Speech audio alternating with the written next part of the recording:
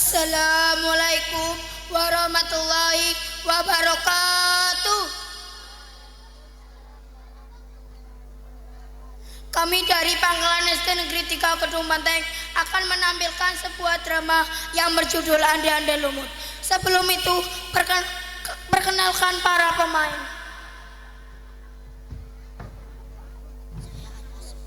Saya Arka sebagai pengawal. Saya Ardi sebagai burung bangau. Saya Bian sebagai Panjas Marabangun. Saya Abi sebagai Yuyu Kangkang. Saya Pita sebagai kelenting biru. Saya Via sebagai kelenting hijau. Saya Vika sebagai kelenting kuning. Saya Nia sebagai kelenting abang. Saya Intan sebagai Nyai Intan. Selamat menyaksikan. Alkisah, sebuah tempat Jawa Timur, Indonesia, berdirilah dua buah kerajaan kembar, yaitu Kerajaan Cenggala yang dipimpin oleh Raja Jayanegara dan Kerajaan Kediri yang dipimpin oleh Raja Jayangrana. Menurut cerita, dahulunya kedua kerajaan tersebut berada dalam satu wilayah yang bernama Kahuripan. Sesuai dengan pesan Air Langga sebelum meninggal, kedua kerajaan tersebut harus disatukan kembali melalui suatu ikatan pernikahan untuk menghindari terjadinya peperangan di antara mereka. Akhirnya, Panjas Marabangun putra Jayanegara dinikahkan dengan Sekertaji putri Jayangrana. Pada suatu ketika, Kerajaan Cenggala tiba-tiba diserang oleh kerajaan musuh. Saat pertempuran sengit berlangsung, putri dari Sekertaji melarikan diri dan bersembunyi ke sebuah desa yang jauh dari Cenggala. Untuk menjaga keselamatan jiwanya, ia menyamar sebagai gadis kampung untuk mengabdi kepada seorang janda kaya raya bernama Nyai Intan. Nyai Intan mempunyai 3 orang putri yang cantik dan genit. Mereka adalah Kelenting Abang, Hijau, dan Biru. Oleh Nyai Intan, Dewi Sekertaji diangkat menjadi anak dan diberi nama Kelenting Kuning. Di rumah Nyai Intan, Kelenting Kuning selalu disuruh mengerjakan seluruh pekerjaan rumah, seperti memasak, mencuci, dan membersihkan rumah. Ia sering dibentak oleh Nyai Intan dan tidak diperlakukan tidak senonoh oleh ketiga kakak angkatnya.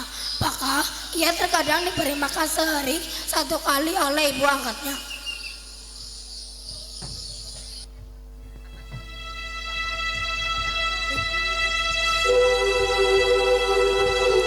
Kelenting kuning, cucikan pakaianku sekarang. Cucikan juga selendangku. Hei, sebelum kamu pergi menuju sungai, masak terlebih dahulu untuk kami. Kami sudah lapar. Baik, Kakak.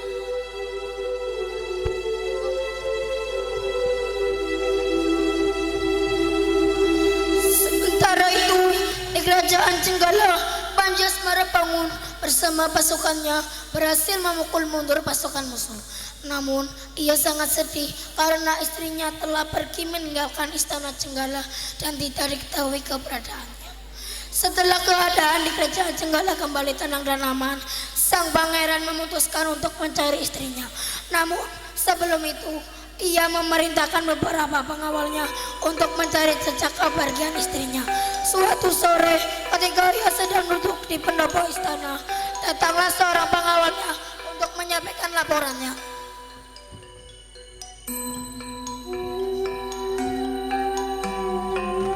Ampun Baginda, hamba hanya ingin menyampaikan berita gembira untuk Baginda. Apakah kamu sudah mengetahui keberadaan istriku? Ampun Baginda, hamba hanya menemukan seorang gadis yang mirip dengan istri Baginda. Tapi hamba tidak ampun. Namun hamba tidak yakin dia itu istri Baginda karena dia hanya gadis kampung yang mengabdi kepada janda tua. Mendengar laporan itu, sang pangeran pun memutuskan untuk menyamar menjadi seorang pangeran tampan yang sedang mencari jodoh.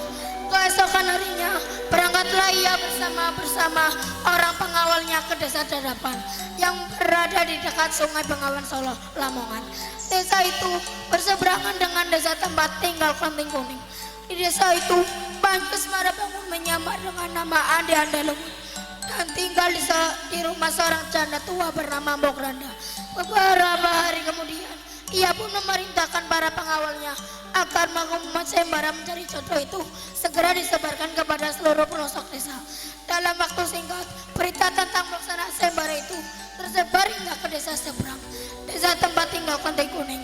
Betapa senangnya hati Klanting Abang, Hijau dan Biru mendengar kabar itu. Mereka akan berdandan secantik-cantiknya untuk menaklukkan hati sang pangeran tampan Ade Andalumut.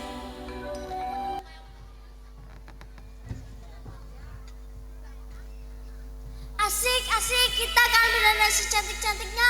Kalau salah seorang di antara kita menjadi putri raja, ibu pasti akan senang. Betul Kak, kita harus paling cantik. Ya, betul. Pada hari sayembara itu dimulai, Klanting Abang, Hijau dan Biru pun segera berdandan dengan sangat mencolok. Mereka mengenakan pakaian paling bagus dan perhiasan yang indah. Saat mereka sedang asik berdandan, Klanting Kuning mendekati mereka. Wah, kalian cantik sekali. Hai Klanting Kuning, apakah kamu ingin mengikuti sayembara juga? Ah, tidak mungkin. Baju pun kau tak punya. Apakah kamu ikut sayembara dengan baju seperti itu? Benar, kamu tidak pantas ikut sayembara ini. Lebih baik kamu di rumah mengurus semua pekerjaanmu. Ayo pergilah ke sungai, mencuci semua pakaian kotor itu. Sudah, ayo anak-anak kita pergi, nanti terlambat. Klanting Kuning segera mengumpulkan pakaian kotor itu lalu pergi ke sungai. Sebenarnya ia pun tidak tertarik untuk mengikuti sayembara itu karena ia masih teringat kepada suaminya Panji Asmarabangun.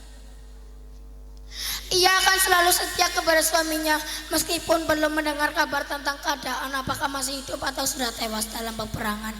Ketika sedang mencuci di sungai, tiba-tiba seorang burung bangau datang menghampirinya. Anehnya, burung bangau itu dapat berbicara layaknya manusia dan kedua kakinya mencengkramkan sebuah cambuk.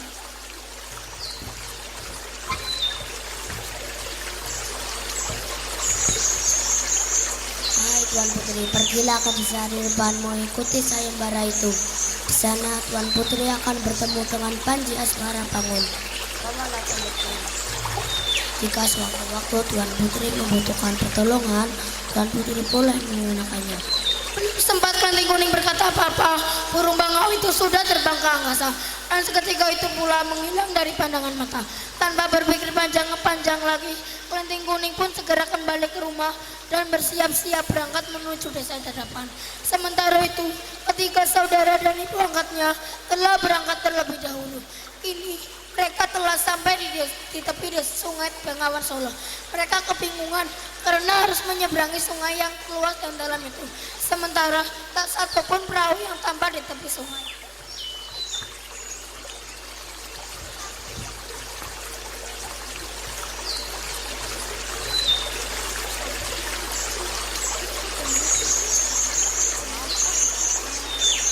Hai, coba lihat itu, makhluk apa itu?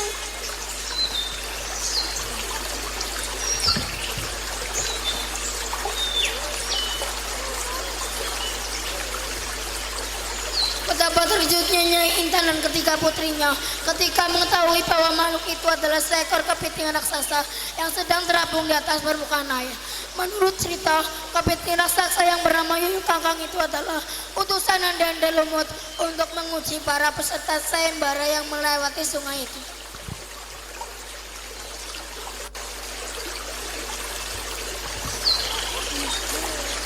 Bu, bagaimana caranya kita menyeberangi sungai ini? Ya Bu, apa yang harus kita lakukan? Hai kepiting raksasa, maukah kamu membantu kami menyeberangi sungai ini?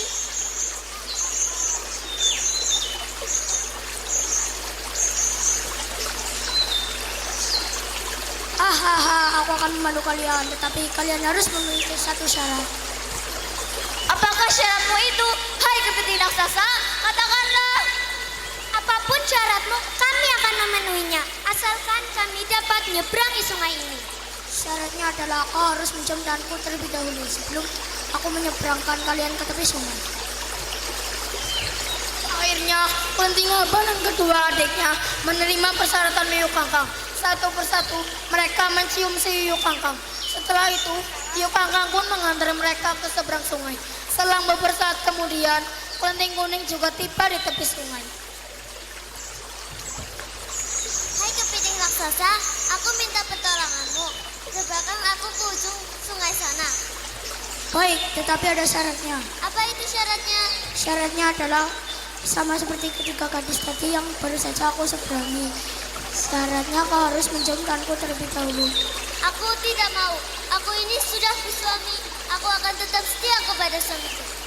Kalau kau tidak mau ya sudah, aku tidak akan menolongmu. Ketika Kunting Kuning mulai habis kesabarannya, ia segera memukulkan cambuk ke sungai dan seketika itu pula air sungai Bengawan Solo menjadi surut.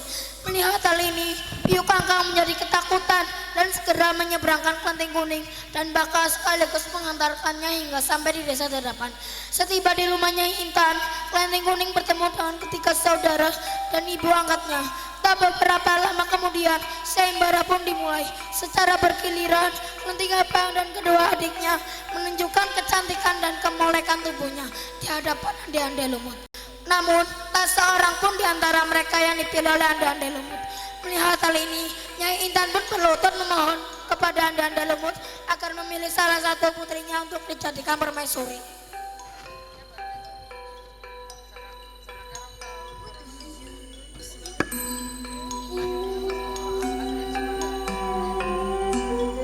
Ampun pangeran, hamba mohon terimalah ketiga putriku ini. Kurang cantik apa lagi mereka dan cantiknya ini bagus. Memang benar ketiga putrinya Intan cantik semua, tapi aku tidak akan memilih seorang pun dari mereka. Pengawal, tolong panggilkan gadis yang berbaju kuning itu kemari.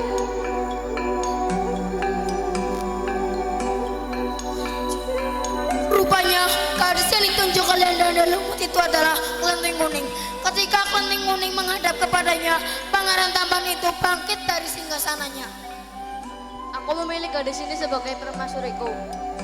Betapa terkejutnya semua orang yang hadir di tempat itu, terutamanya Intan dan ketiga putrinya.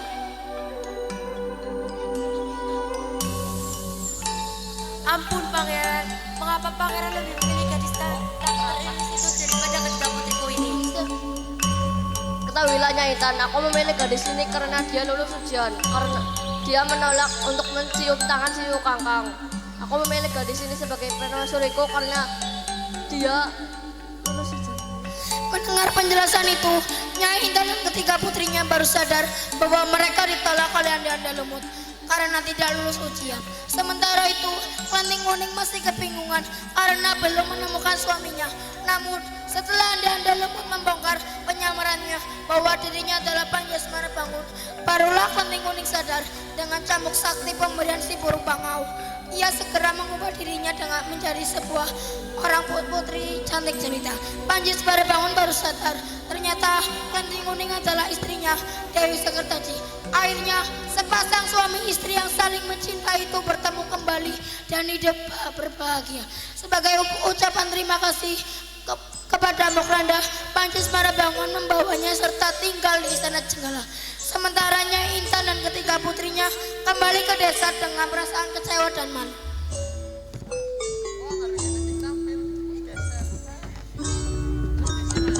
Sekian penampilan dari kami. Wassalamualaikum